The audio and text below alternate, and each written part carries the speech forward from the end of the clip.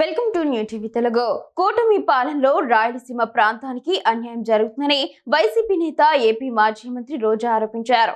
నెల్లూరు జిల్లా జైలులో పిన్నెల్లి సోదరులు రోజా పరామర్శించారు. అనంతరం ఆమె మీడియాతో మాట్లాడుతూ ముఖ్యమంత్రి ఉప ముఖ్యమంత్రులపై తీవ్ర వ్యాఖ్యలు చేశారు. మొన్న అసెంబ్లీలో సీఎం రేవంత్ రెడ్డి మాట్లాడడం చూశాం.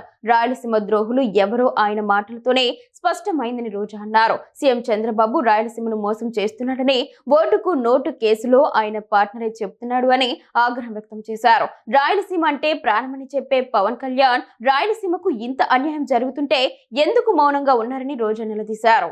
హైదరాబాద్ లో మీ ఆస్తుల్ని కాపాడుకోవడం కోసం ఈరోజు రాయలసీమ భవిష్యత్తును మీరు ఎలా తాకట్టు పెడతారు?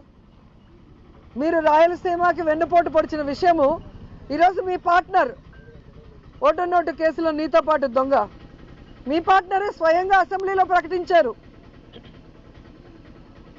నేను రాయలసీమలో పుట్టాను, రాయలసీమ అంటే నాకు ఇష్టమని ఇంకొకటి చెప్తాడు పవన్ కళ్యాణ్ డిప్యూటీ సీఎం.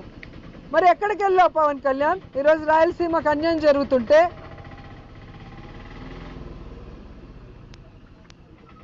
ఈరోజు రాయలసీమకు వెన్నుపోటు పోస్తుంటే చంద్రబాబు నాయుడు గారు ప్రశ్నించకుండా కత్తందిస్తున్నావా?